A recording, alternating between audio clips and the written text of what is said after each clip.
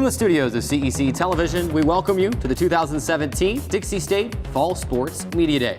My name is Carrick Segmiller, Assistant Coordinator of Media Relations and Radio Voice of Trailblazer Athletics, and I'm excited to serve as the moderator for today's event. We're pleased to have you joining us, whether it be on the radio at ESPN 97.7 FM, on television at TDS Cable Channel 22, or online at the Dixie State Athletics YouTube page. Today we give you an inside look at the 2017 fall sports teams with football, men's and women's soccer, men's and women's cross country, and women's volleyball. Now before we introduce our first guest, let's meet the members of our media panel helping us ask the questions today. First, to my immediate right, Devin Dixon from ESPN 97.7 FM. To his right, sports reporter for the Spectre newspaper, Justin Giles. And to his right, St. George News sports reporter, Darren Cole. As always, thanks for being here today, guys. It's a pleasure to have you on board for the 2017 Fall Sports Media Day. Our first guest is entering his 8th year as Director of Athletics at Dixie State. It's my pleasure to welcome Dr. Jason Booth to Media Day. Thanks, Carrick. Thanks for being here, Jason. It's always a pleasure to have you here. Just ask you for an opening statement, and then we'll turn it over to these guys to ask you some questions from the media. Well, first, I'd like to thank our panel for being here, Devin, Justin, and Darren. Thank you so much for doing this, and of course, everyone bethis scenes here at CEC TV. This is a great privilege to be able to have this and this support to do this, so thank you. This is a very exciting time to be at Dixie State and to be a Trailblazer. Every year I think I say that, but it means more and every year we keep continuing to build and to grow. We're in for a huge enrollment jump this year across campus, so that excitement, even with today with orientation going on, you can already feel it on campus, and it's going to do a lot of really good things for the university and of course the athletic department as well. Turn it over to questions from our media. I'll go first. First of all, congratulations. I think every program in the athletic department took a step up last year. Yeah. As far as my question, the political climate this year, especially with the Colin Kaepernick protesting and athletes doing different things that as their First Amendment right, but perhaps injuring their brand and their team's brand and the league's brand. It hasn't trickled down to college yet. How do you balance the players from the various teams, because they're the most diverse clubs on campus are the varsity athletics, with their rights versus protecting the brand of the university? That's a great question, Darren. We absolutely love the diversity that we have here on campus and respect and embrace that. I think it's vital to the overall experience of all of our students and student athletes to experience that and to learn and grow from it, and it's part of life. So we love it. Now, if one wanted to assert their First Amendment rights and to do that, we would fully support that, provided that it doesn't interfere or impact the event itself. There's nothing that we would be doing to prevent that. Because we respect their right to do that to the fullest extent. We've had discussions a little bit with other athletic directors in the various conferences that we're in, just for best practices and what people would do. But if it comes up, it's obviously a case-by-case basis upon what he or she would like to do. We would address it in that fashion. Jason, 8 years. And Carrick said 8 years. I mean, the excitement level continues to rise, but what's different? What's different for you, your role, your job, your relationship with the coaches, the student athletes, now that you've been here for that amount of time? Yeah. Well, I think it's just a natural maturation process of the teams and everything that we've done. Like Darren said, this last year was a tremendous year of significant success across the board. We only had one conference championship last year in men's soccer, but almost every other team was right there. Yeah. I mean, we were right on the doorstep of having maybe 4 or 5. So, men's basketball was right there, and softball was, of course, right there, baseball.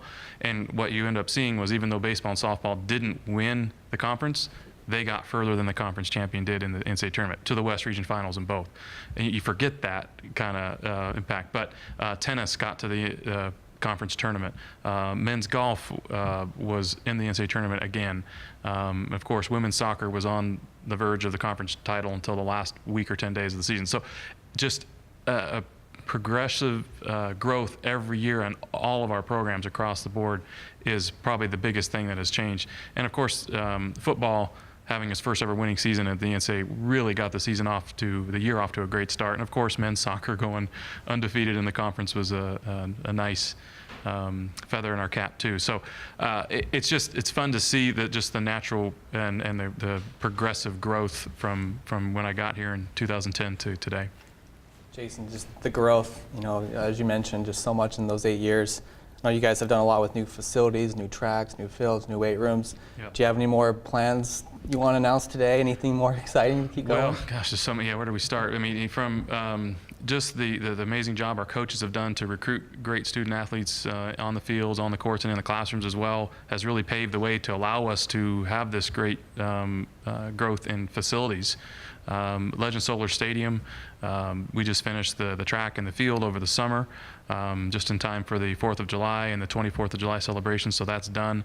But phase 2 will begin here in a few weeks. The road is already blocked off. 800 East is already blocked off to traffic because the seating will go back, as you can see on the pictures here. The seating will go back onto 800 East, and that road will have to be rerouted. So another 5,000 seats, locker rooms, concession stand, ticketing, restrooms, locker rooms primarily for the visiting team, but really what it'll allow us to do is to host external community events in our stadium, high school games, from football to soccer to, you name it. So really, really exciting opportunities for us there. We have just finished a renovation of the baseball locker room, which was a little bit of a quieter project because it was all done by the generous donations of baseball alumni. And so, new flooring and lockers and a little bit of carpet and paint and lighting, and it just changes the whole look of that place. So brings that up a level. Down the road, we've got the Human Performance Building going to be started here this fall. Plans are being finalized, and it'll sit in the parking lot in front of the Student Activity Center. That will be a game changer on campus. That building is 155,000 square feet, an Olympic-sized pool, academic space, fitness space. It's a legit, real rec center, multi-use building for the students, and that will really change what the Holland building did for campus a few years ago to change it from what a junior college feel to a university feel. That will really put us on the map as the best rec center facility in the state by far. Beyond that, the others, we have some more renovations we'd like to do on the Burns Concourse. We saw a little bit of a tease this winter. We want to finish that. We want to get started with renovations on softball. So we're still raising money for that facility to get that up to par. Sorry, I forgot one. We renovated the inside of our weight room with new flooring and new racks, and that really makes it look like a new venue. So just what's next, and just check it off the list and keep going. But the facility upgrades are tremendous and something that we have to continually keep our eye on and do year in and year out. Talk a little bit about the relationship with the RMAC, their excitement level now that all sports are going in. What's that communication been with some of the other? It's been phenomenal. I've been to one meeting already with advisory board meetings of all the athletic directors and SWAs. Tremendous organization. The Pac West has also been very, very good to us and a tremendous conference. But as we stated when we made the announcement that we're moving it, the RMAC is just a better fit for us for the long term, getting all of our sports into one conference. It's going to be a good conference. It's going to be very competitive, just like the Pac West is, but will fit better with Dixie State University and what those schools are like and what they provide, but also get our teams in a good position to get to the NCAA tournament as much, if not more, than we're already used to, just with our natural growth and improvement along the way at the same time. The Pac West is phenomenal. We've loved all of our time there, but this will be the last year of playing in the Pac West Conference. Did the Pac West try to? Yeah, and we sway you back. Yeah, we had representatives from the GNAC, who we played football in before, Pac West, and the RMAC come visit us and give us their spiels during that process a year ago. So it was definitely not, hey, we're just going to go to the RMAC. No, it was a decision. We got to weigh all the options and what's the best thing for Dixie. Last year, I noticed, especially with football, but then it carried on through the rest of the year, that you had more student participation and attendance than I'd ever, since I've been here 6 years. Yep. And usually fizzle out after game one or game two, but you had through the whole season, football season. And then basketball is number 4 in the nation in attendance, but it also carried through the spring sports. Do you think that's a result of just winning, or did you guys do other things as well We did other things as well. I mean, it's winning will certainly help, but you can't rely on that because you just don't know from year to year. We launched an app that the students use that they all sign on to, is for free for them, that we notify them of games and incentivize them to come to games, and that's really led by the student fan group, the Stampede. They've taken the lead on that, so all credit goes to them for really getting those increased numbers in the participation. But we still have some work to do. There's still plenty of other seats that we want to fill and get the student involvement continually in an upward trajectory. But with the increased enrollment, even more opportunities to get more bodies in the seats. So I would expect to see that same result this year. What is the total number of the new football stadium going to be? When it's all said and done? About 10,000. 10,000. Yep. Yeah, we're about 5 right now, so another 5,000 seats. Thanks for your questions for Dr. Jason Booth, guys. And Jason, thanks for stopping by and being part of Media pleasure. Day. We've run out of time for this first segment. We're going to go ahead and run to our first break. When we come back, our first team of the day, it will be the football team. Don't go anywhere. More Fall Sports Media Day right after this timeout. I'm a single mother, and I was the main one working, so I never thought that I could go back to school,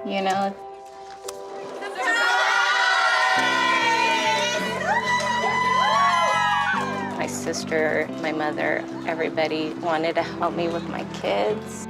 I could not have gotten my diploma without my family. Find free adult education classes near you at finishyourdiploma.org. So, I'm kind of new here, but I've noticed a trend. My human does this funny thing where she goes around and gets all my toys, and then she hides them in that basket by the door. But it's always the same basket, and it's always in the same place. And then she acts so surprised when I find them, but, she's putting them in the same basket. Again. It's like, hello, that's where you put it last time. You were the worst at hide and go seek. Bye, Janet. It's nice seeing you again. You a good girl. Just let me know what I can do to help. Well, to help me, she'd have to help every day. Every hour, every ouch, every time my wife calls for help. I mean, maybe she could help me make her lunch. But the crust, all the crust has to be cut off the corners. She could help me run to the doctor for the 5th time this week. Help me with the specialist and the second opinions and the painful paperwork about paperwork. Help me deal with how hard it is seeing my wife's name on so much paperwork. But this is on me. I'm the only one who can do this, like this, for her. Besides, Take care. we will. Janet doesn't like her cooking anyway. Find support for your strength. Visit aarp.org/caregiving for care guides and community. Your daughter is having trouble learning French. Do you A, hire a tutor? Bonjour.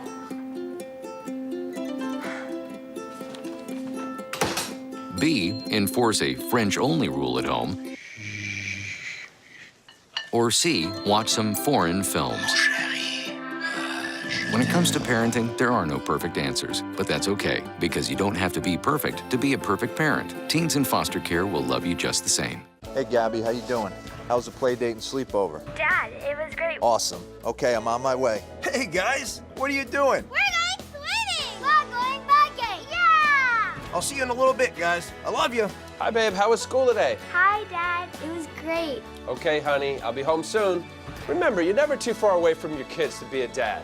Reach out and take a second to check in, because sometimes the smallest moments can have the biggest impact on a child's life. Welcome back to Fall Sports Media Day. Our first team today is coming off its first winning season, the program's Division II era, and looking for much more in 2017. The Trailblazer football team kicks off our team coverage here in the 2017 Fall Sports Media Day. Head coach Shane McClure and crew, thanks for being here. Before we get started, let's have you players introduce yourself, and then coach will turn it to you for an opening statement. I'm Remington Kelly. I'm from Bountiful, Utah, and I'm going into my junior year. Hi, I'm Jalen Moore. I'm from Merida, California, and I'm going into my sophomore year. I'm Malik Watson. I'm from Pittsburgh, California, and I'm going to be a senior this year. I'm Braden Peterson. I'm a senior offensive lineman from Draper, Utah. Coach, opening statement. I just want to thank the media for being here and you putting this on, Carrick. I think it's always important that, you know, your hometown media follow you. These guys do a great job, and, you know, the opportunity to come and tell our story and answer any questions they may have is truly a pleasure for us. Thank you, Coach. Open it up to questions from our media. Guess I'll go first. Coach, you had 13 all-conference awards last year. I think it's the most in the Division II era. Would you attribute that to just talent, better recruiting, or more player development in your assistant coaches? You know, it's all about players. I mean, obviously, you know, we're going to try and put them in the best position we can to utilize their tools, you know, allow them to be successful on the football field. But at the end of the day, they're the ones out there performing, you know, so it truly is player-driven. Coach, last year you had to run the ball a lot by necessity. This year, give us a glimpse of what we could see differently, more balance offensively, potentially? We're going to run offense, yeah. No, I'm kidding. I'm kidding.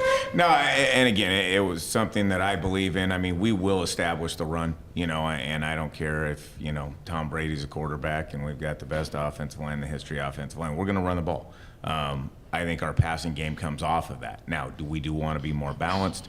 You know, in a perfect world, you know, 50-50, 60-40 run pass, you know, is where we would like to be. We're also now have the capability, though, to take advantage of what a defense gives us. You know, a year ago we were, like I said, hand forced a little bit. You know, they go a 9-man box and we're still going to run into it. I don't feel that way this year. If you want to put 9 people in the box, we'll take care of the ball in the air.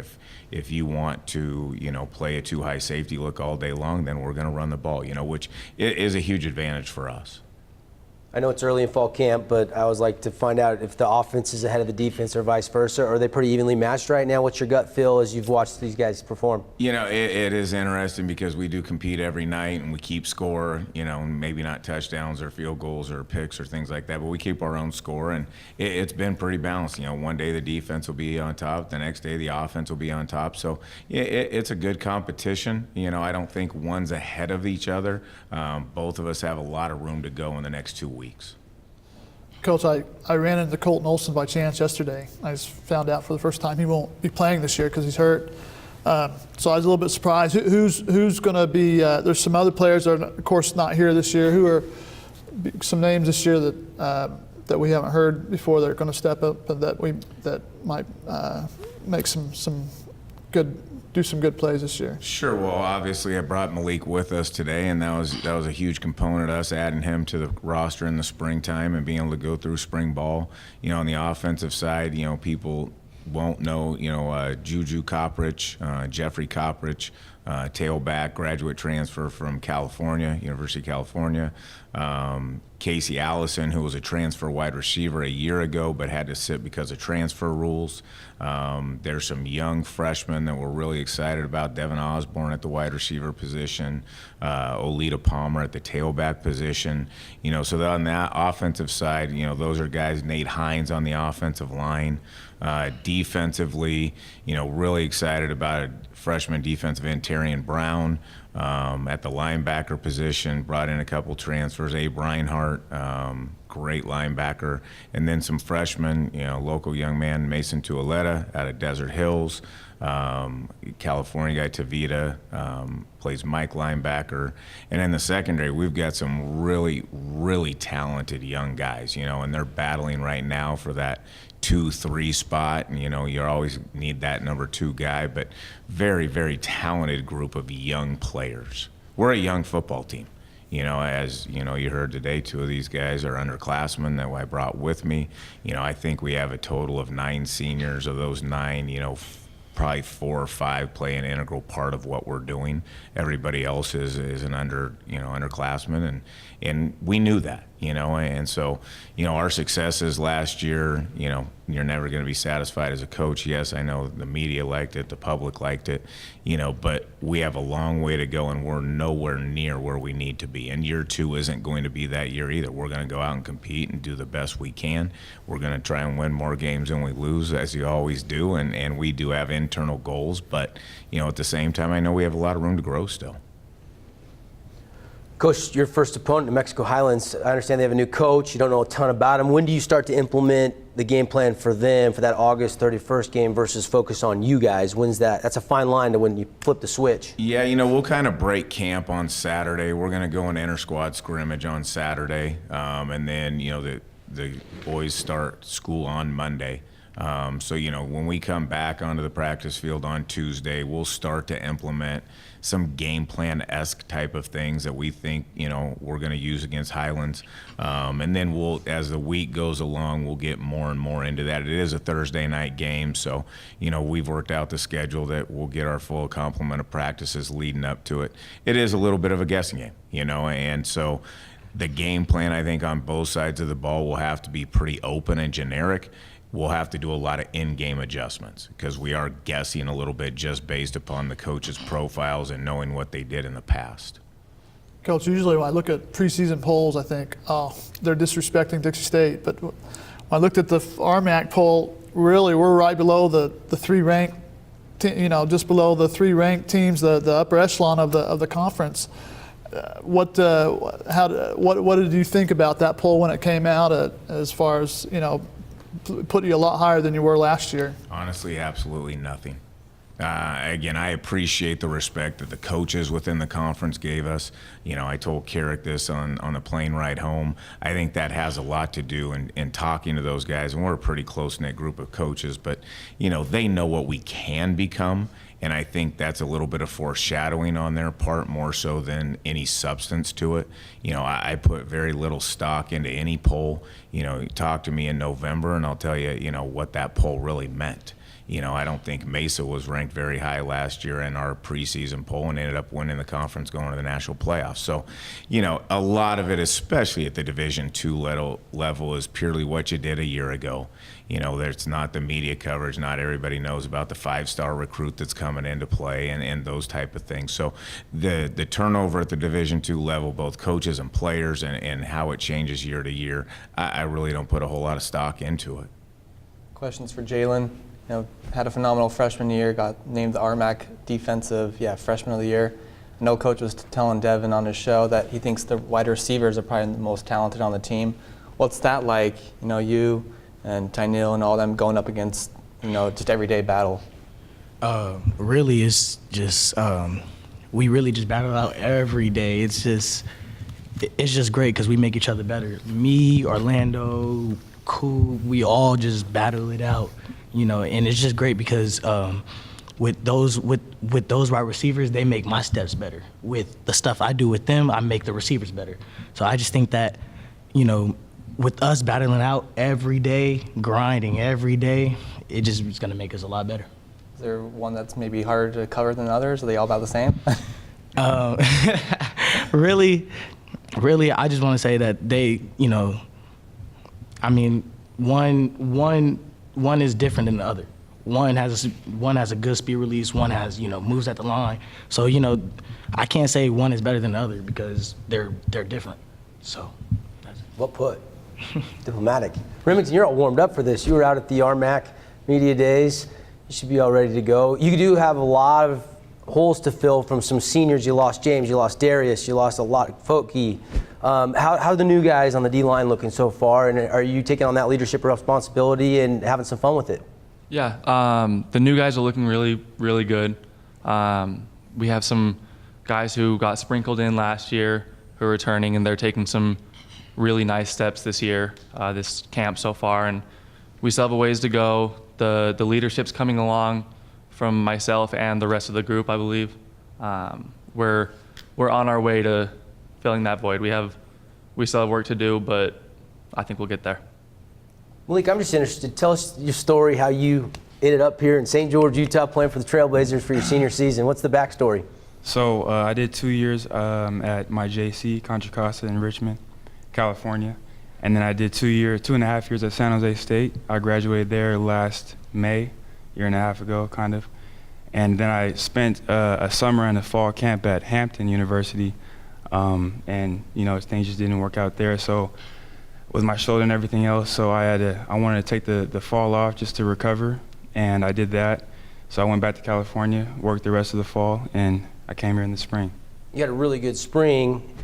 You won the job. How's fall camp going for you personally? Feel like the chemistry is really starting to click even better than it was in the spring with the receivers and the backs? Most definitely, yes, because we did a lot of 7-on-7 routes on air all over the summer. We did a lot of extra work just in the film room and also just on the board, trying to get the chemistry down with me and my receivers and the tight ends and running backs. We, like all the quarterbacks, we all did a good job leading up to the fall camp. And I think that this fall camp it's kind of coming to fruition of all of our chemistry on the field. So I'm definitely confident in fall camp so far. Malik, are you would you say more of a pocket passer or more of a dual threat? Or has Blake Barney rubbed off on you, just ramming guys over? My teammates are laughing because they already know the answer. I'm more of a pocket passer. I believe that when I get out the pocket, I could do a little something, but nothing like Blake Barney. He's Mr. Dixie for a reason, so he's like the white flash, I say. Braden, last year, I remember the first couple games talking to the coach, the offensive line had so many injuries and so many people had to step up. First of all, how's the depth, but also how's the health of the offensive line going into the season? The depth looks awesome. We're really excited about a lot of the freshmen they've brought in, a lot of the transfers. We've got a big, strong offensive line that looks really talented. I think we have a lot of opportunity to show, again, that we can run the ball as well as pass the ball. And that's in part to great recruiting and then great coaching, and then the players taking that and really improving a lot. Follow-up for Braden down there on the offensive line. You lose your starting center from last year and a couple other guys. Have you taken on a leadership role? Tim Ahi's come back on the line. How's that been to kind of help these new guys learn the offense and break in a new center? It's been great. It's nice. Like I said, we had a lot of guys coming back on the offensive line, a lot of guys that had seen time at the collegiate level. Myself, as well as Tim Ahi and Zach Lugris, definitely have all seen time here at Dixie State, and have each taken an opportunity to teach these young guys how we block, how we do things, how we run this offense so that we can be good. And we're excited to see in 2 weeks what we can put on the field.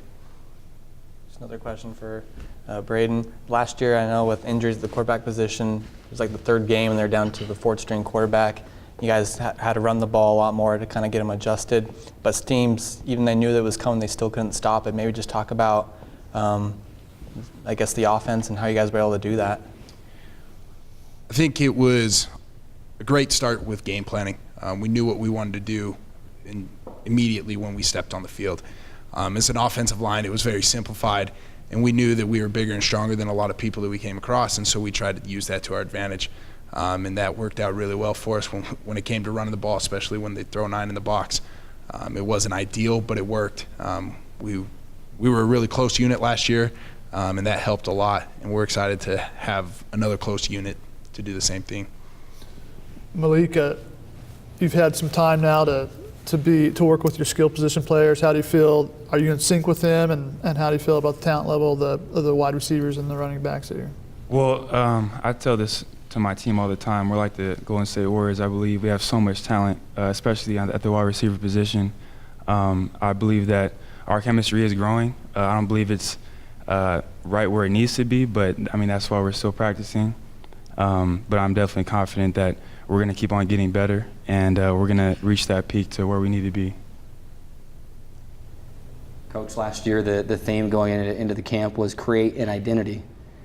What's the theme this year as you've created that identity last year and now you're building on that foundation laid last year? It's interesting you asked that. We actually kept creating identity and also added on to it. But again, as I said earlier in my statement, is we have yet to create that identity for 2017.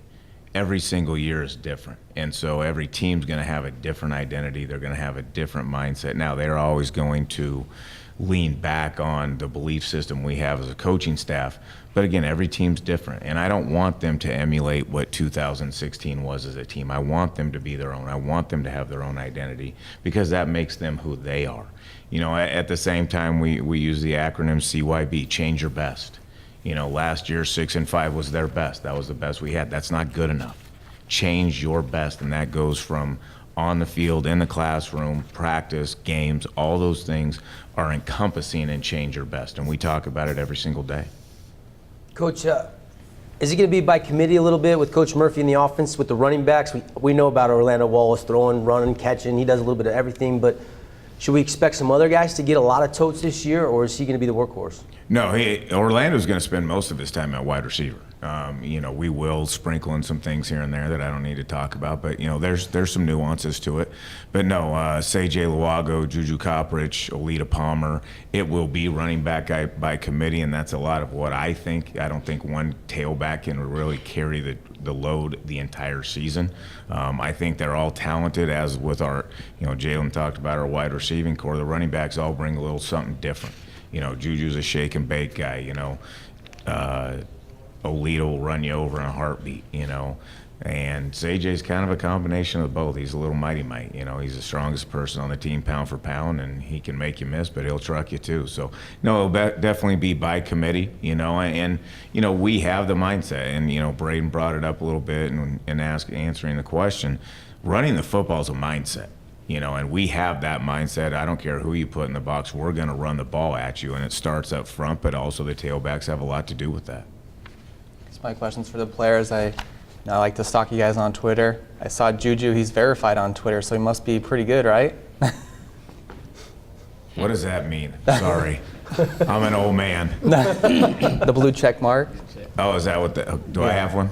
I'm not sure. Okay, all right. I'll have to check that. We'll get you one. Okay, good. Give me one of those verifications. Coach, I didn't know what that meant either. Juju's a great ball player. We're really excited to have him. Obviously, coming from Cal, it's a great opportunity for us to have a guy who's been well respected. And we're just excited to have him in the backfield, be able to block for him, especially as an offensive line, see what we can do again with another great back in the backfield. Coach, talk a little bit about your coaching staff. I know that you depend a lot on them, especially your coordinators, but talk a little bit. Do you got any new additions this year? And also, just talk about what they do for the team. Yeah, we've added 2 new staff members. Our defensive backs coach, Willie Matt Garza, comes with a huge resume. I mean, USC, Tennessee, was a defensive coordinator at North Dakota State. Love him, does a great job in the room with the DBs. On the field, very energetic, but knows the game. And he's been a huge help for myself. He's been a huge help for Coach Howe, because now literally with myself, Coach Howe, and Coach Garza, you've got 3 coordinators in the room. Now, at the end of the day, Coach Howe does put his foot down because we throw out a lot of ideas at him. But no, it's great having him. And like I said, you can ask Jalen. I think he's doing a great job with our players. And then at the wide receiver position, brought in a young man by the name of Anthony Whedon. Has spent the last 4 or 5 years at some really good Division II football programs. Again, brings in a lot of energy. He is a go guy, knows the game, understands it. And so again, both I think have been huge additions to our staff, along with who we had last year with Coach Lou and Coach Sobre and those guys. Again, I'm really happy with this staff. Question for the defenders, both Remington and Jalen. You look at it, your defense actually led the conference in opponent third down conversion last year. What's the mindset as you line up on a third down play? First Remington from the defensive line, and then Jalen lining up, face to face with the wide receiver when you're trying to get that stop and get the ball back for your offense. Third down's actually one of the main emphasis of our team. We focus on that almost every day. We try and get in some kind of position to challenge ourselves so that we not only play well on that down, but also know the down and distance. We're smart players, along with the physicality that comes along with third down. I think a lot of it also helps with, we have Jalen, Tyneal Cooper in the back, and that just helps the defensive line amazingly, gives us a little bit more time to get to the backfield, and they really help us out back there. Jalen, what's going through your mind? Third and long, they're probably throwing, you're lining up next to their leading receiver, and you got to make the stop. Third and long is really up to the D lineman, because really the coaches are gonna call a great call. They put us in situations to where we can handle it. So the D lineman, if they get to the QB, they rush him. He throw the ball. Hey, it's money. so I will say that it's really up to the front. We just all do our job, and we went third down. That's it. That's our motto. Win third down. That's our motto. Well, guys, time has expired on this football session of the Fall Sports Media Day. We appreciate you stopping by. Wish you the best of luck throughout the season. We'll be following very closely your progress through this season. We've got to take our next break. When we come back, we're joined by the women's soccer team. Don't go anywhere. There's more Fall Sports Media Day right after this.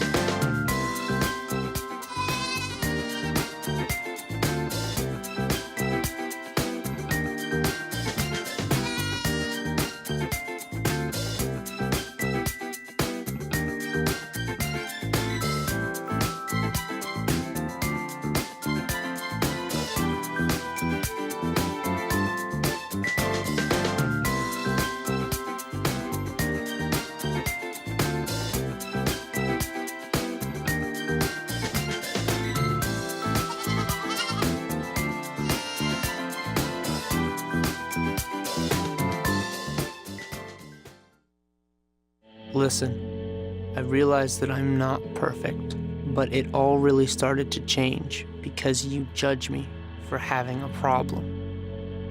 No one is going to know that I need help. I need help. I know that no one is going to judge me for having a problem. I realize that I'm not perfect, but it all really started to change because you listen. So there you are, shuffling through a stack of resumes and you come to mine. This is it, first impression, my way in. But can my resume show you how I truly stand out? Like that I was studying, going to night school while working 2 jobs just to help my parents pay for groceries. Or being the first one to always step up. No, that's something you just can't put on paper. Look beyond the resume and discover new ways to develop great talent that is dedicated, hardworking, and determined like me. It's a beautiful day out here. Sunny today with light breezes, giving way to clouds in the afternoon. We could see some light precipitation to moderate precipitation later on, followed by powerful storm-like conditions. 90 miles per hour winds are expected. Authorities are asking everyone, stay indoors. Come on, that's it. Let's go.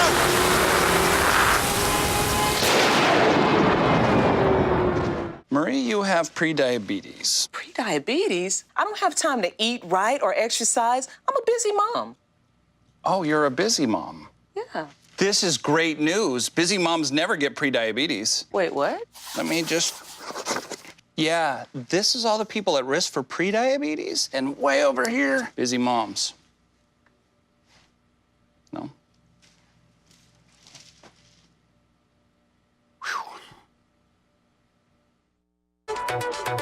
We're back with more Fall Sports Media Day. Our next team finishing a 3rd place tie in the Pac West last season, looking to improve on that this season.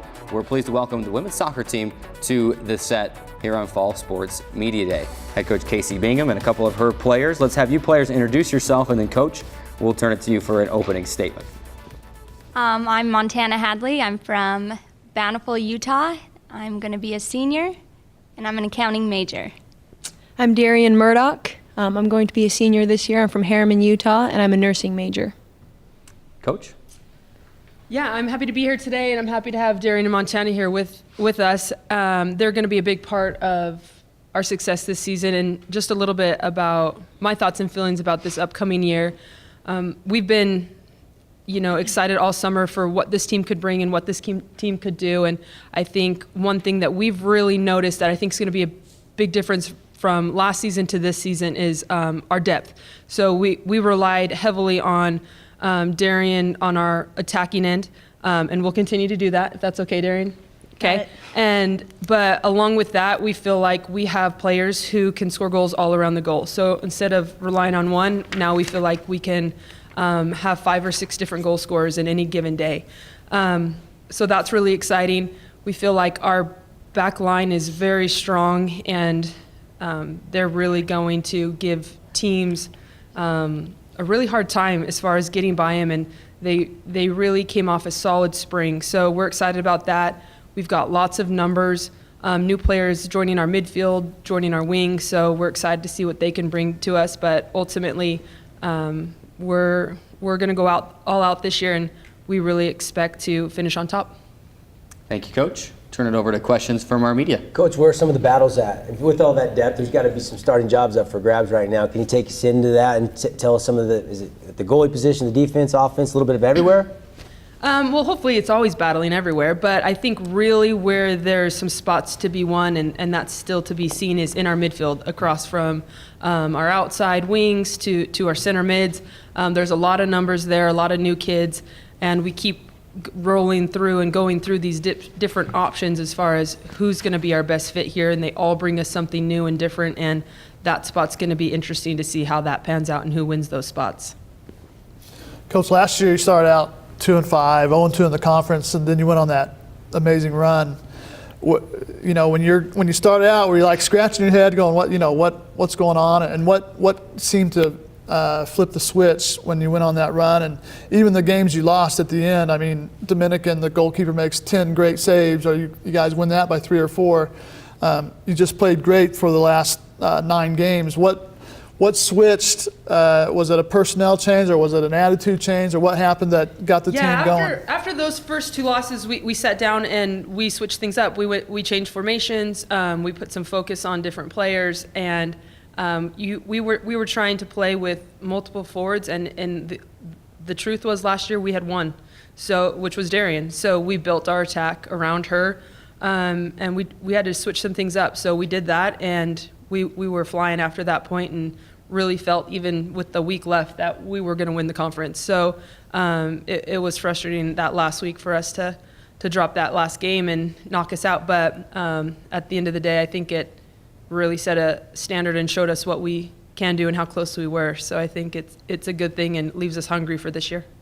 Coach, maybe just talk about Montana and Darian. I know they've been here for a long time. Can you believe they're seniors, and just what have they brought to the program for you? Yeah, I can't believe they're seniors. These 2 girls, when you talk about freshmen coming in and understanding how to step up right away, how to play right away, how to be leaders right away. I mean, you're not going to meet any 2 girls who are better than these 2 here. So they've anchored our team. So from the top line to the defense, and they've changed the whole dynamic and the perspective of our team. So before, when you have your coaches asking you to, believe and put in the time and do what you need to do, that's great. But when you have players also echoing what you're saying and, doing those things on their own just because they want that for the team, it just changes your whole team when you've got players who are doing those things instead of coaches. So they've really helped change the standard, the expectation, and set the goals that we really want to achieve. So, we can't be more grateful than what they've done to get this program where it's at. Darian, Pac West Player of the Year, all the preseason accolades, senior season. Is there a little bit of pressure, or because of the teammates and the situation you're in, is it just business as normal, or do you sit back and think about it and go, I got to play even better than I did last year, which was pretty good? Yeah, well, last season was a good season for me, a standout season, but I feel comfortable. We've got a lot of girls coming in that are going to help with the attack, and I'm confident in our team and in my own ability to continue to get better. Every year we work hard. I feel like we get better as a team every year, and conference is our goal, and if I can put a few in to help us get there and my teammates can help me out, then that's the plan. Coach, how do you feel about the opening of this year's schedule? You're on the road for the first little bit, to avoid the same start you had last year. Do you feel good about going into this season, and also the teams that you're going to play at the beginning of the year? Yeah, I think we feel great about everything. I think we're just anxious. So last year there was question marks. When we were going into those first few games and trips, there was some and it was just a little ambiguous as far as what we're going to do, how we're going to approach, who's going to fit into what, and we feel like we had to get some questions answered, whereas I don't think we feel that this year. I think we feel like we're already there. We know what our direction is. We know what we're doing. This week's been helpful with that, obviously, but I don't think we're going to go into these trips trying to figure some things out. I think we're going into these trips knowing what we're doing. So I think that's going to be a big difference, but we love our schedule. You know, I think it's great. I wish we had maybe a little bit more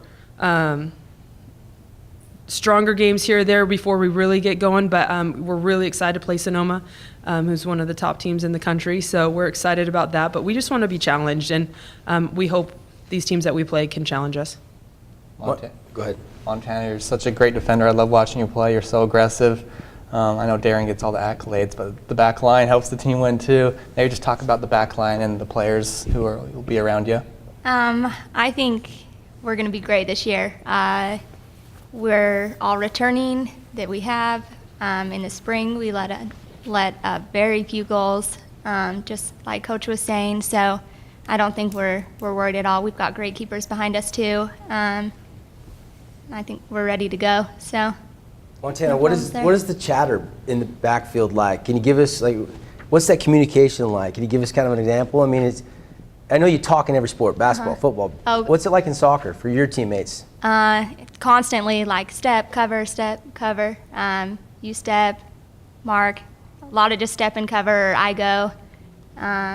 Just a lot of directional talk, I guess. Yeah, we get on each other a lot, but we're all pretty good at taking it, so.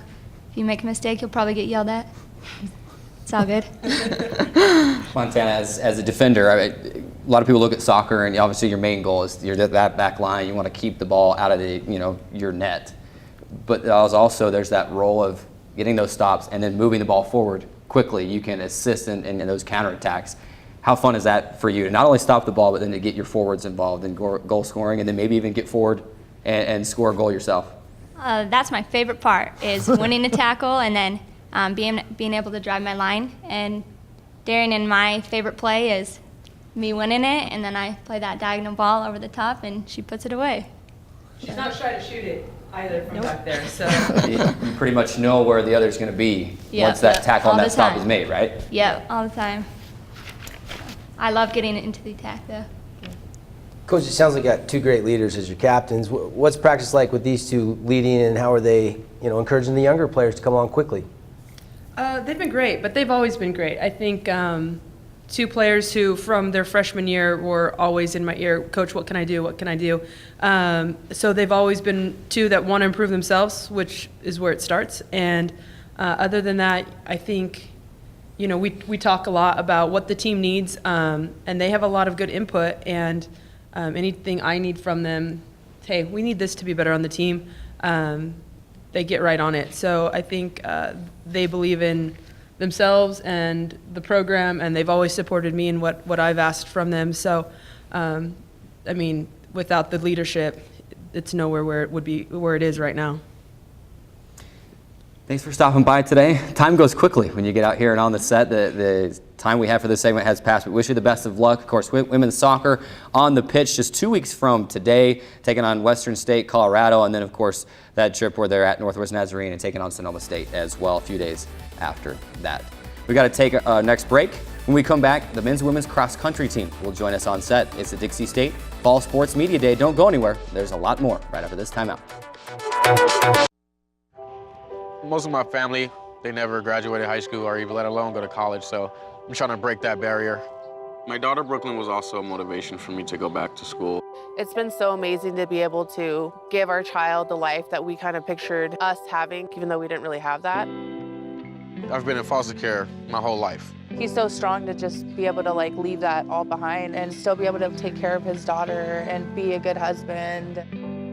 Every day after work, went straight to school, studied hard, and it paid off. I could not have done it alone. We've been through so much in our life, and he never used that as an excuse, but as motivation to do better. I see the future is really bright for me. The high school diploma is just added to the confidence, and now I feel unstoppable. Find free adult education classes near you at finishyourdiploma.org. We cannot be bystanders. We can stop to make sure someone is okay. We can warn someone when their drink isn't safe. And disrupt the situation. We can. Get someone a cab. Or walk them home safely. We can make campuses safer for our friends. Our roommates. Our classmates, our fellow human beings. We cannot be bystanders. We can. Intervene. It's on us. All of us. Learn how and take the pledge at itsonus.org. So, I just moved in with this family, and it's embarrassing. The little one, he likes to go outside and crawl around in the giant litter box. I don't know what he's doing. I mean, I was born and I knew how to use the litter box. Look at that. That's disgusting. Oh, poop already. You're making me nervous. Oh, okay, I can't look at this anymore. I really hope he grows out of this, for his sake. Everything starts out small. The things that hurt us, they all start from somewhere.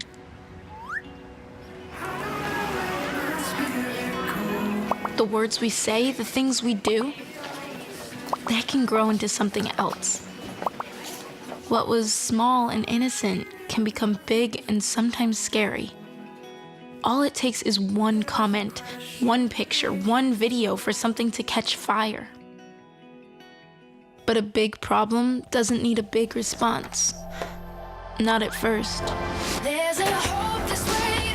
Even if we don't know what to say, the eye emoji can be that first step we take.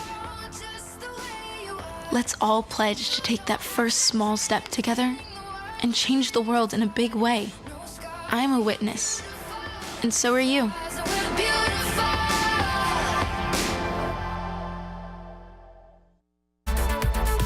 Welcome back inside the CEC TV studios as we continue our coverage of the 2017 Dixie State Fall Sports Media Day. Our next teams are poised to do big things in 2017. It's time to welcome men's and women's cross country to the set inside the studio.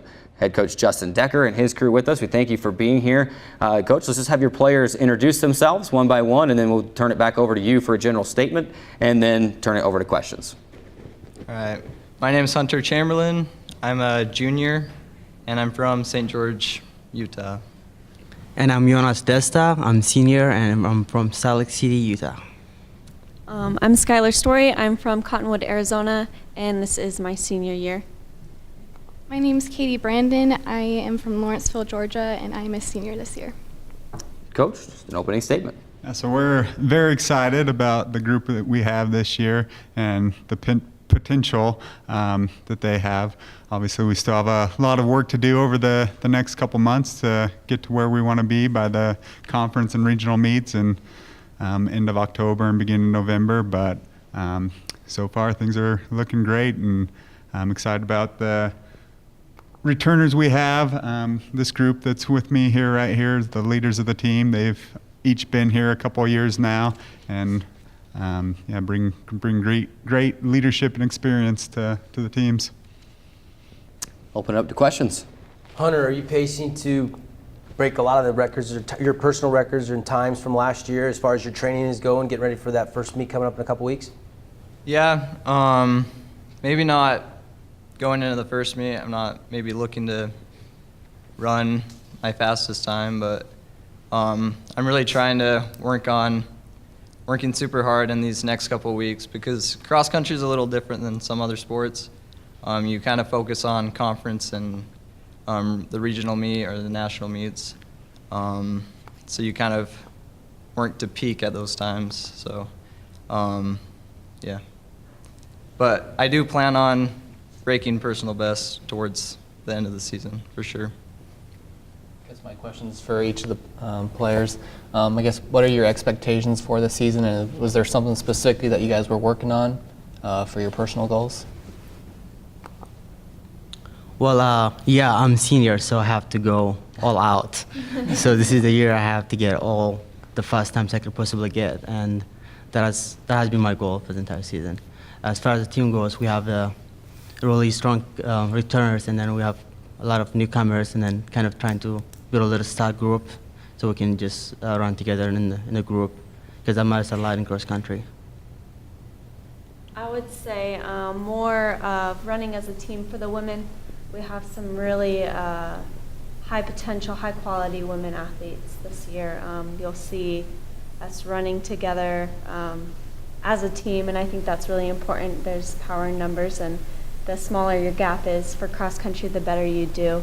So I think focusing on that team aspect as well as trying to improve on your own individual performance is key for us this year. Yeah, just going off of what Skylar said, we have a good blend of the women's team of newcomers and returners.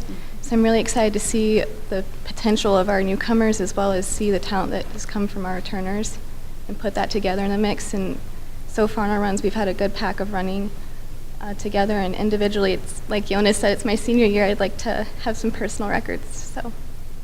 Skylar, Kate, are you guys training any differently than you did a year ago? Have you upped it? Are you running more? Are you running less? I think it varies for each of us. For me, I'm kind of starting out slower this year. Usually I'll have some of my best races towards mid-season. Like Hunter said, you want to be hitting those fast times, those personal bests later on in the season, come conference regionals. So probably going to have a little bit of a slower start, just really work into that mileage, work into that pacing, and build from there. So we're performing when we need to at the right time. For Katie, I know she's put in a lot of work, and she could tell you about that.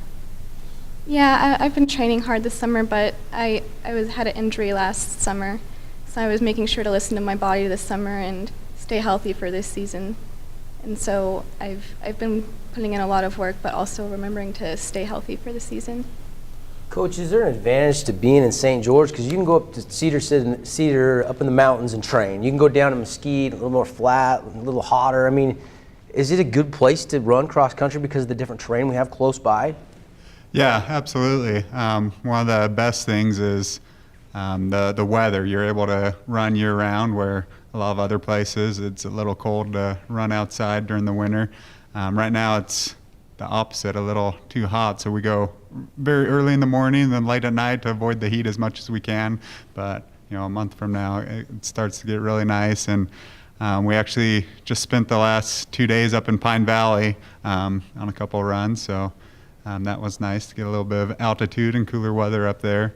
And yeah, it's a great running atmosphere here in St. George. Do you assign each athlete a specific amount of miles you want them to run in a week, or what's that program look like as far as what you're trying to instruct them to do? And I know some of that's communication back and forth on what the body can handle. Like Katie said, got to be careful not to overdo it. Yeah, we have a pretty large range for the athletes on our team. Some are incoming freshmen, where in high school their teams may have only been running 20 to 30 miles a week, so we can't increase them too much from that. And we have others that have been higher mileage in high school, or upperclassmen that have been used to running that higher mileage. So the high end of the range this year would definitely be Hunter. He's consistently over 100 miles per week. And if you factor out, he only runs 6 days a week, so how much that is a day, it's a lot of running. He pretty much spent his whole summer running, so we're excited about what that's going to bring for him. And yeah, you guys know Skylar's name from winning a couple big races a couple years ago. She did sit out the cross country season last year. Definitely excited to have her back competing this year, and strong senior season. Hunter, 2 years ago as a freshman, was all conference, and then last year was on pace to be all conference again, but actually lost his shoes at our conference meet. It was a very muddy course and didn't have his shoes tied enough, so lost it and ran 4 out of the 5 mile race barefoot, so didn't finish quite where he should have been. So that's made him even hungrier this year to come back and have a strong season. So wait a minute, Hunter, you just threw your shoes, you just left it? Yeah, I've seen professionals on the track lose shoes and kind of just keep going. I thought it would be kind of the same deal. We do grass runs twice a week to recover, and I've done those barefoot before. This course was grass, but in those puddles was lava rock, just being over there in Hawaii. So I didn't realize that until I took off my shoe, or just let it just sit in the mud and just kept going. But it was pretty tough to run through those mud piles with some lava rock. It kind of did some damage to my feet, but yeah. Question for Coach. time flies by when we get out here on the set. A couple questions left, but why don't you break down the schedule for us? You obviously have some usuals on that schedule, but then a new one and heading up to BYU, and you go to Northern Arizona and UNLV. I mean, you're going to get a lot of prep work and competition against Division I schools, and then even going down to UC San Diego to compete against Division II schools and even a lot of conference opponents that you may be racing against in those conference championships. Break the schedule down for us and help us understand what we see here. Yeah, so these early races, it's all preparing us for the big races at the end of the season in conference and regionals. So yeah, a couple of the early ones, even though they're hosted by bigger Division I schools, there is several teams that go there, so there's a good mix of the schools that are there. So it's not just us competing against all Division I. I think NAU, usually Western New Mexico is there, another D2 school, and BYU will get the chance to race against Westminster. And then San Diego is one of the bigger Division II meets of the season down there. So a lot of the top teams from the West region will be there. So give us a good chance to see that competition leading into those final meets. Pac-West Championships in Belmont, California, kind of in and around Notre Dame, Dana University. If anybody knows the geography of the Pac-West Conference, do you know the course well at this point, or is that something you don't find out until you kind of get down there and you're able to see it? Yeah, so it's right next to Notre Dame's campus, but it's actually Holy Names as a host, but they're doing it there because it's a dedicated cross-country course, dirt, hilly course, and actually, when I ran on the team back in 2007, so 10 years ago, that was the course for the conference championship. So I had the opportunity to run on that course, so I know it a little bit. None of our runners have yet, but it's a good course that we're looking forward to. We'll keep our fingers crossed for all of you that it stays dry and that you can keep your shoes on this time. And we look forward to some good results and some records this season. We're looking forward to it. Our time has run out in this segment, but we appreciate you stopping by. We wish you the best of luck. Of course, that Northern Arizona George Kite Invitational is September 2nd. That will be the first meet of the season for the cross-country teams. We've got to take our next break. When we come back, we're joined by the defending Pac-West champion men's soccer team. We'll be right back with that after this timeout. I'm a single mother, and I was the main one working, so I never thought that I could go back to school, you know?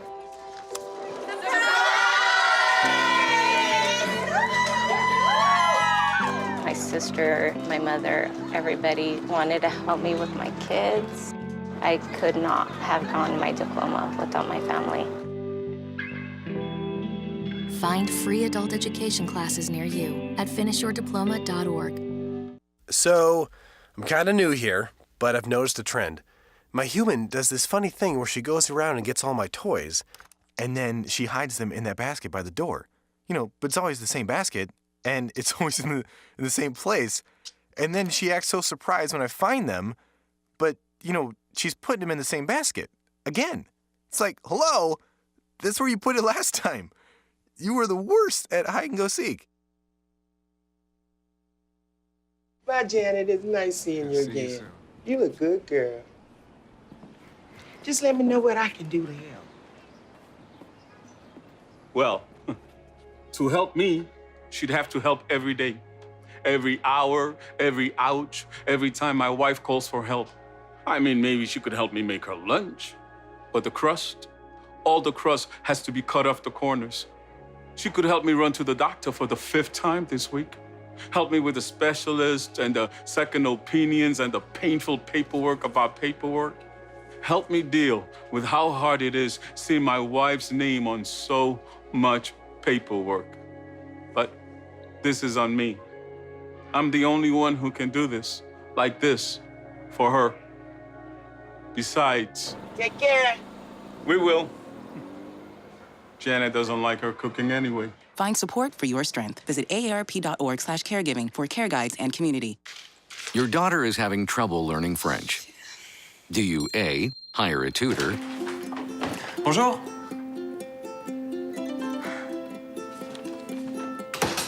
B, enforce a French-only rule at home? Or C, watch some foreign films?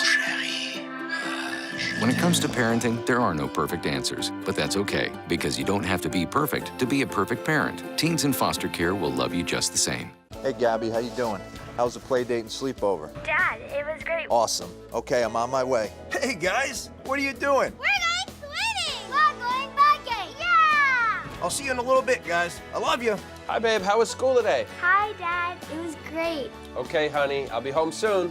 Remember, you're never too far away from your kids to be a dad. Reach out and take a second to check in, because sometimes the smallest moments can have the biggest impact on a child's life. The 2017 Fall Sports Media Day marches on as we welcome our next team, the defending Pac West men's soccer champions. It's time to welcome the men's soccer team to join us on the set. Head coach Johnny Broadhead and his crew, we appreciate you being here. Guys, what we're going to do, we'll just have you introduce yourselves, and then we'll turn it back to you, Coach, for an opening statement before we open for questions. My name's Brian Baugh. I'm a senior here, and I'm from Las Vegas, Nevada. My name is Dominic D'Amato. I'm a junior here, and I'm from Las Vegas, Nevada. My name is Lexi Beza. I'm a senior, and I'm from West Jordan, Utah. Coach, opening statement. Yeah, we're happy to be here. Soccer season's here, so everyone's smiling on the field and ready to go. Obviously, you guys are coming off a big year, so expectations, you know, they're all there for the boys to stay motivated. But I've enjoyed the guys. We've had a good time in the spring, good time on campus, and you know, I'm sure everyone's hunting for us. So mentally, we're making sure we do what we need to do to stay strong to win games, and we've had a lot of fun doing it. Open up to questions.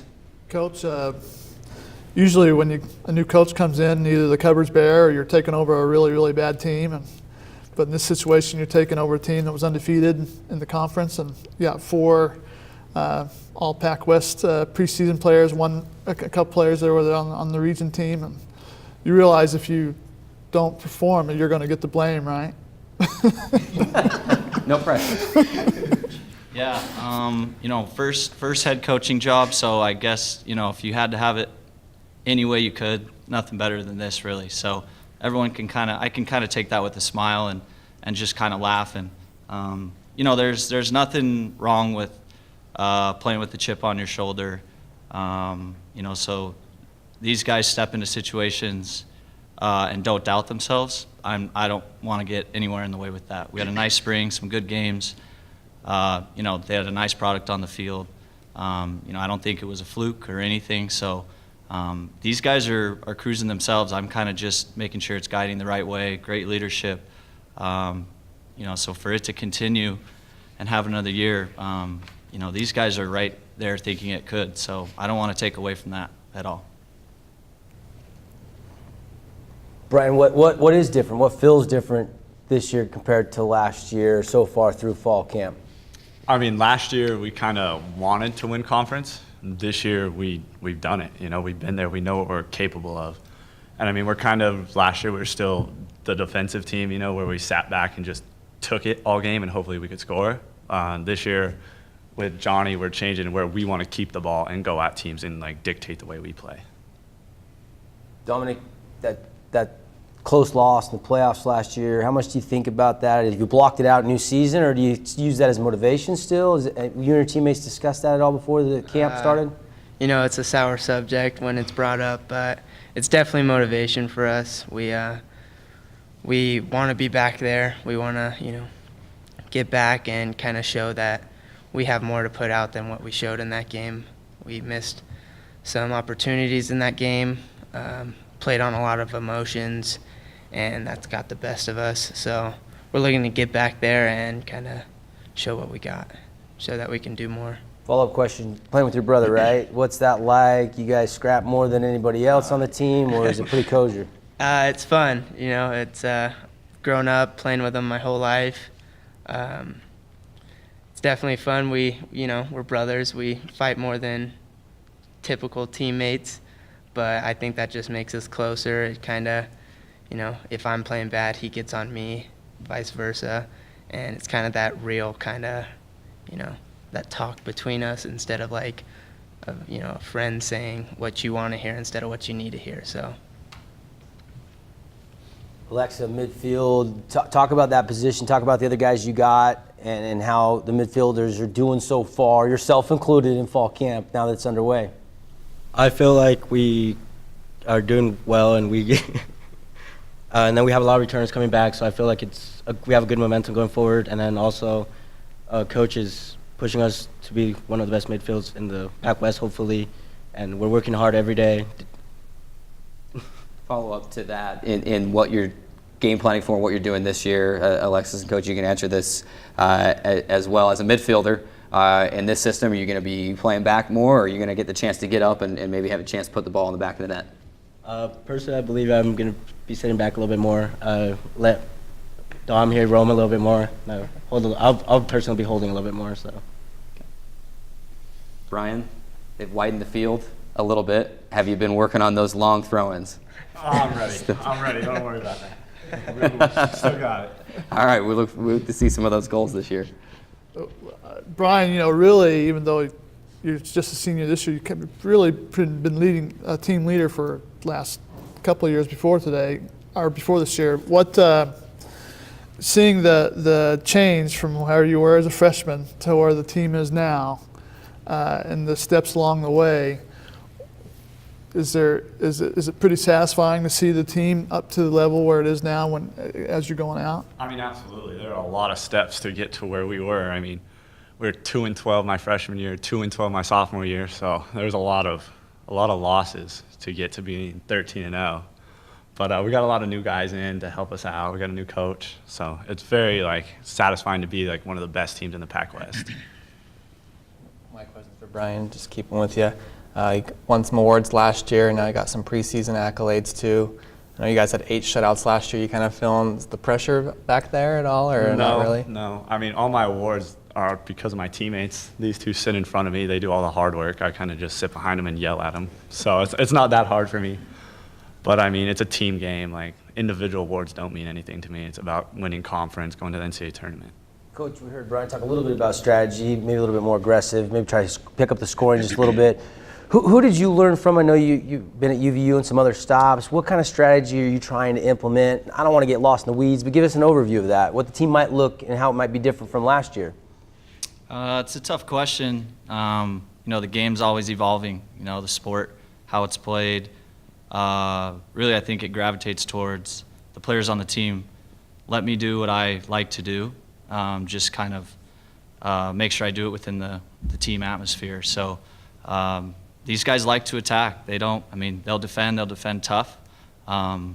They're into being complete players. So, pushing with numbers, exciting.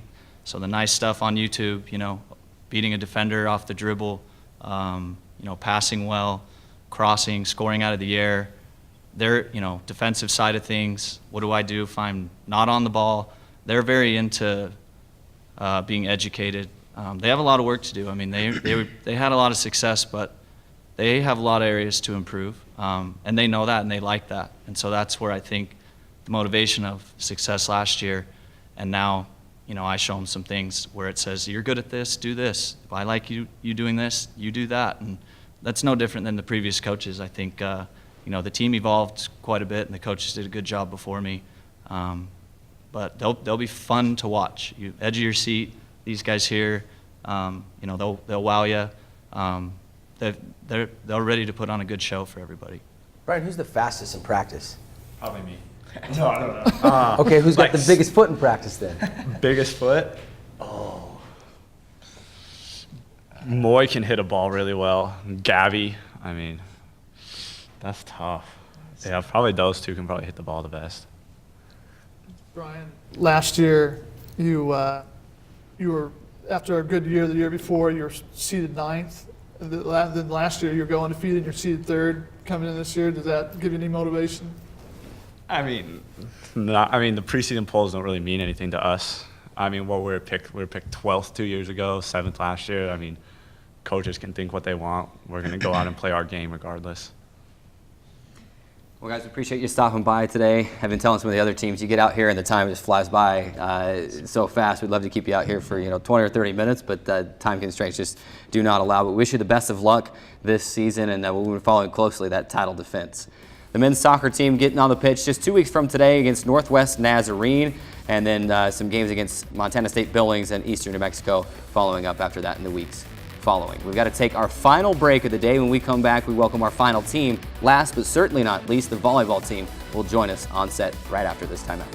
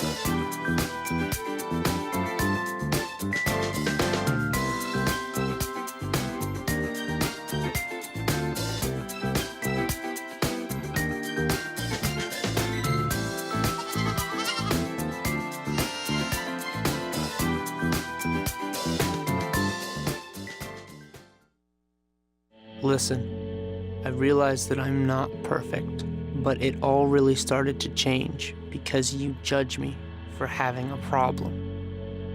No one is going to know that I need help. I need help. I know that no one is going to judge me for having a problem. I realize that I'm not perfect, but it all really started to change because you listen. So there you are, shuffling through a stack of resumes and you come to mine. This is it, first impression, my way in. But can my resume show you how I truly stand out? Like that I was studying, going to night school while working 2 jobs just to help my parents pay for groceries. Or being the first one to always step up. No, that's something you just can't put on paper. Look beyond the resume and discover new ways to develop great talent that is dedicated, hardworking, and determined like me. It's a beautiful day out here. Sunny today with light breezes, giving way to clouds in the afternoon. We could see some light precipitation to moderate precipitation later on, followed by powerful storm-like conditions. 90 miles per hour winds are expected. Authorities are asking everyone, stay indoors. Come on, that's it. Let's go.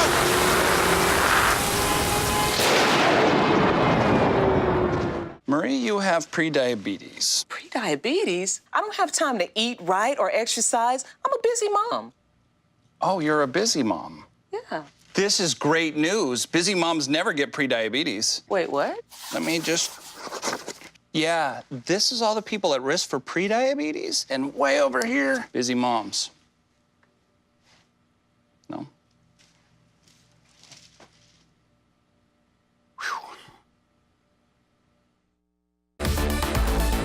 Welcome back to Fall Sports Media Day one final time as we welcome our final team of the day, a team that finished in the 3rd place tie last year and is hungry to get back to the top of the conference into the NCAA tournament this season. It's time for the volleyball team. Head coach Robin Felder and her crew. Coach will let your players introduce themselves. Also have your new assistant coach introduce yourself. We'll go down the table and then just turn it back over to you, Coach, for an opening statement.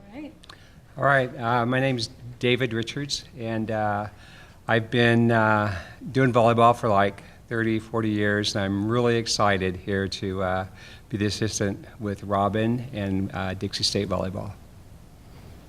My name's Kayla Chapman, and I'm from Fullerton, California, and I am a junior middle blocker this year.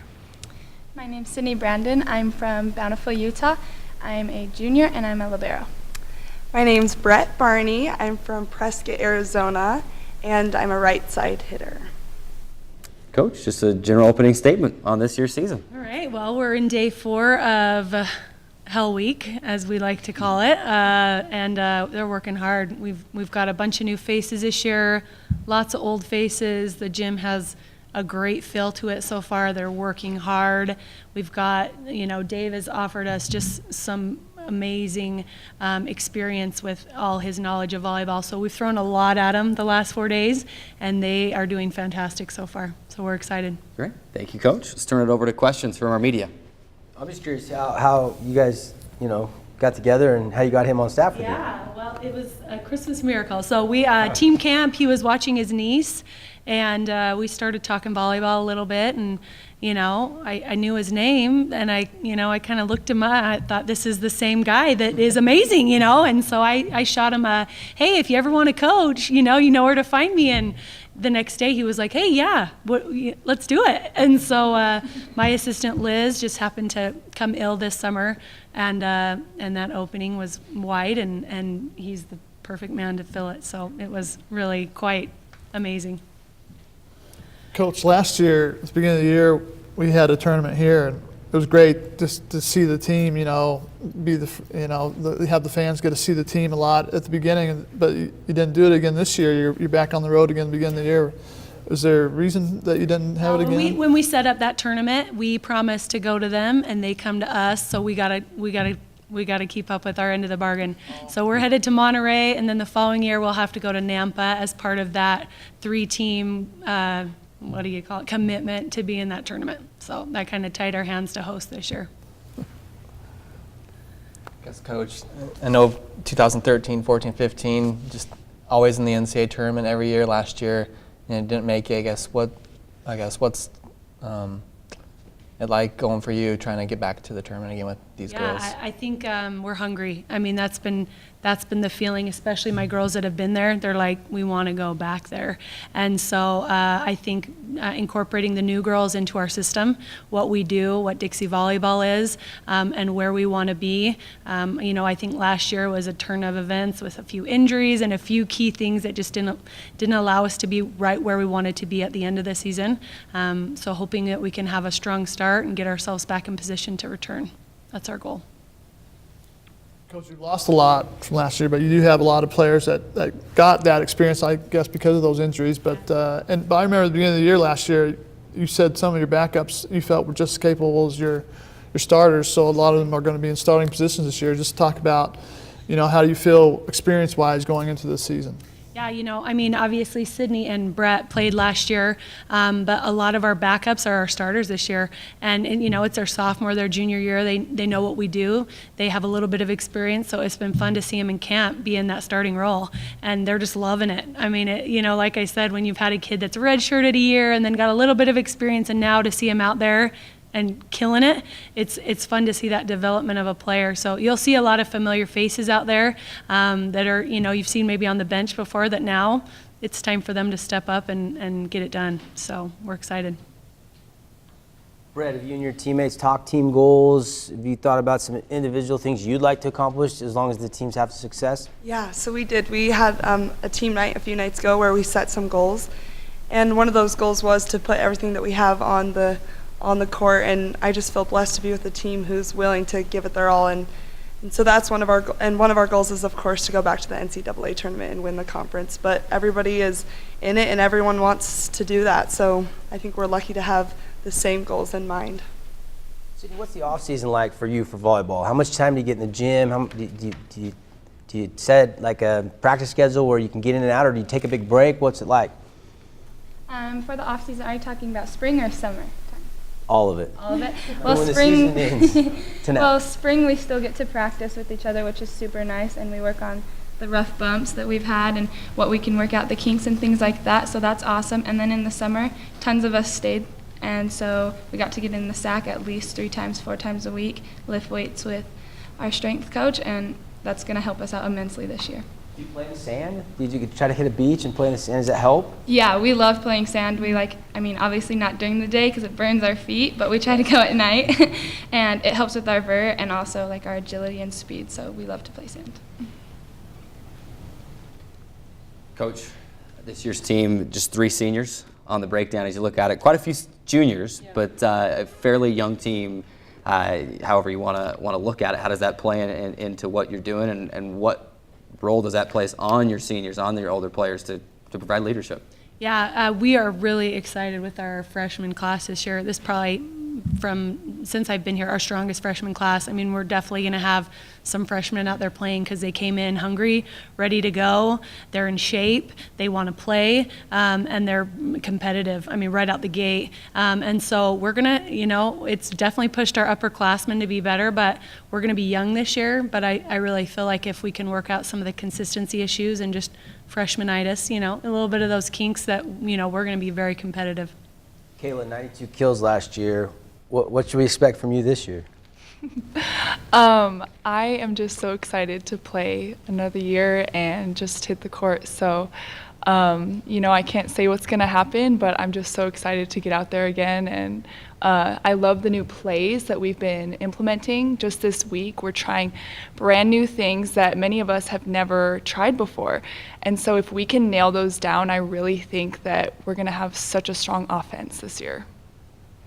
Coach, is there anyone like Delane Daniel coming in? They'll just take over a game right away, either a freshman or a transfer that on this year's team? Yeah, we've got some big jumpers this year. We've got some young kids that jump out of the gym, and not necessarily Delane. Delane was kind of her own unique, but definitely kids that are similar to that swing from the back row, swing from the front row, are a weapon all the time. So I think you're going to have fun watching our offense this year. And Dave's got us trying new stuff. He's got us, it's funny to hear him say, well, I did this with the national team, and I think it would really, it's like, oh, yeah, we could try that. If the national team's doing it, we could give it a shot. So he's got some great stuff that we're working into our offense. So it's been exciting to see that be incorporated into it.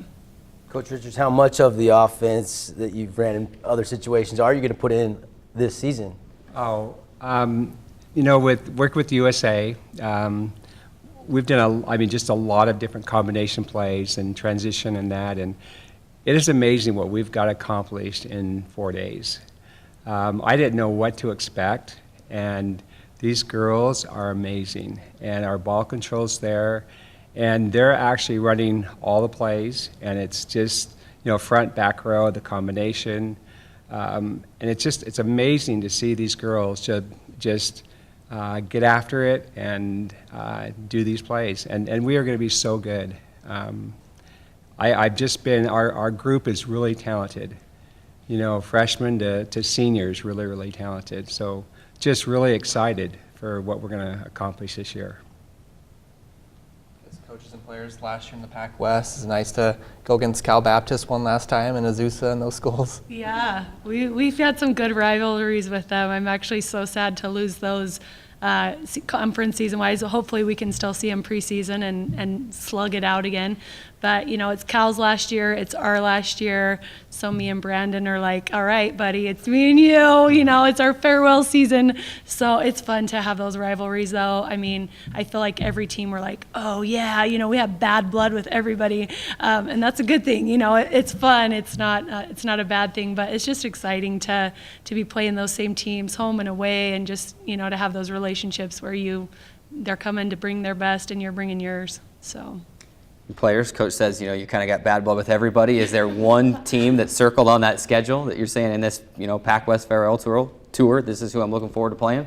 I love to play Cal Baptist. I think they're such a good, strong team.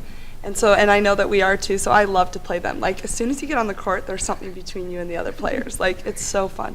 But that is funny because that is so true about Coach. Before every single team we play, she goes, okay, I've got to beat these. We've got to beat these guys. I need to beat them. So it's so funny because she has it out to get all the teams. I'm the exact same Cal Bap. I love playing them. They're amazing, and we are too, so it's such a fun game, and they keep taking it from us, but we want it, so we're here for this year. We certainly look forward to that matchup this year, and really the whole season in general. This goes so fast. We get you out here, and we've actually run out of time already and on our media day event, but we're looking forward to the season. Unfortunately, it doesn't look like we get to see you at home until September 16th is what I see at California Baptist. We're at home, that home opener, that will be at 12 noon on that Saturday. But the volleyball team heading down to Cal State Monterey Bay to play a couple games, and then at the West Region Showcase at Central Washington as well. We'll keep a close eye on those games. Thanks for stopping by today.